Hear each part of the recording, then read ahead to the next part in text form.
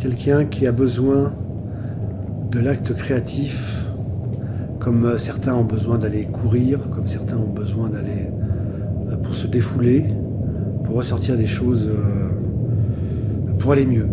Donc je me suis rendu compte que j'avais besoin de cet acte créatif.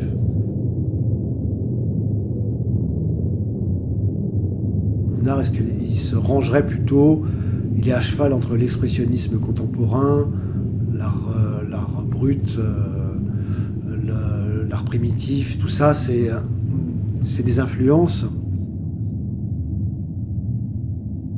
J'ai pris le pari de ne pas faire de l'art pour plaire aux autres, mais pour plaire à moi-même. C'est-à-dire, je traduis plus ou moins inconsciemment d'ailleurs, parce que j'utilise beaucoup le hasard et l'accident. Je m'en sers, c'est pas du pur accident, mais je me sers du hasard et de l'accident que je manipule pour exprimer ce que j'ai en moi. Quand je fais une image, je me laisse emporter. C'est toujours une idée qui vient du hasard, mais je le provoque, ce hasard. Donc je pars de ce mélange, et là je redessine, et ça peut être une chose que... Donc il y a des images que j'ai faites en 20 minutes, parce que tout de suite c'était très parlant. Il a suffi que j'efface 2-3 petites parties, 2-3 petites retouches, et c'était suffisamment parlant. Et il y a des fois c'est plusieurs jours de travail pour une seule image. J'ai humanisé la matière. De la matière, je sors quelque chose d'humain ou d'animal. Et il y a une autre partie où je matiérise l'humain. C'est-à-dire je prends des photos, des portraits, et là je les fonds à la matière. Et là c'est la démarche inverse, mais qui revient à peu près au même, parce que le résultat final, il est un humain dans la matière. Je me sers de cette matière comme une palette de peintre, et j'utilise avec un logiciel de retouche, je dessine dessus, c'est-à-dire complètement, je fais un dessin avec ces matières. Donc je fais un dessin complètement à main levée en matière photographique.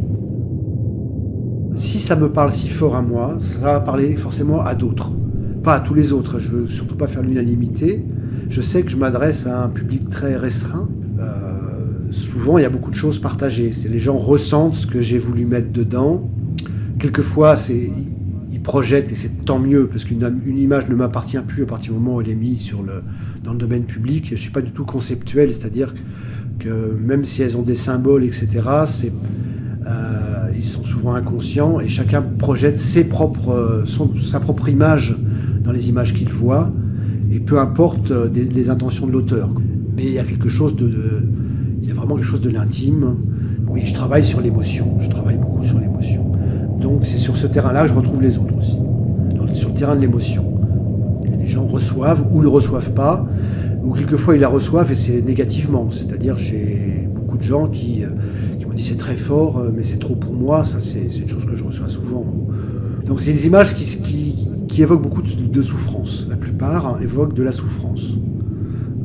Et effectivement, j'ai remarqué que les personnes que ça touche le plus, ça touche des cordes sensibles en eux, des choses qu'elles ont vécues, qui ont souvent été dures à vivre.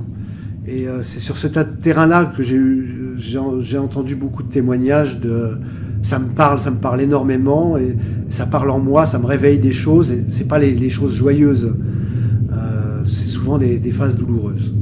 Mais sans ça, il y a aussi une autre partie, c'est le fait d'utiliser l'appareil de lit, d'essayer de voir des visages partout, et d'avoir maintenant cette venue instinctive. Au départ, on les cherche un peu, parce que c'est une image qui vient de l'enfance. C'est un état d'esprit qui vient de l'enfance. Quand on est enfant, c'est là où on voit, par exemple, dans le clair-obscur, avant de se coucher, une boule de vêtements sur une chaise, et on voit un visage effrayant, ou pas effrayant d'ailleurs. Donc on s'imagine, on s'imagine facilement des personnages dans tout ce qu'on voit autour de nous. Ce point de vue-là, on l'a dès qu'on atteint l'âge de raison. Souvent, on élimine tout ça, et la plupart des gens ne font plus du tout attention à ces choses-là, sauf certaines personnes. Et c'est fou le nombre de personnes qui m'a dit en regardant mes images « Ah mais moi aussi, je vois des visages partout. » En gros, il faut retrouver son ou ne pas avoir quitté, ou retrouver son regard d'enfance. Pour les portraits, je suis mon meilleur modèle. Donc c'est souvent des autoportraits. Et c'est beaucoup plus facile de se massacrer soi-même que de massacrer les autres.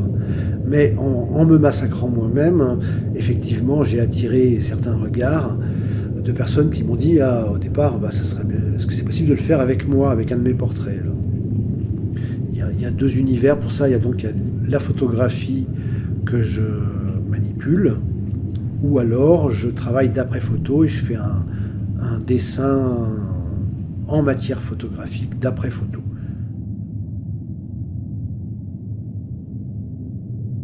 À force de travailler et de manipuler la matière photographiquement, ça m'a donné terriblement envie de le faire sur de la vraie matière.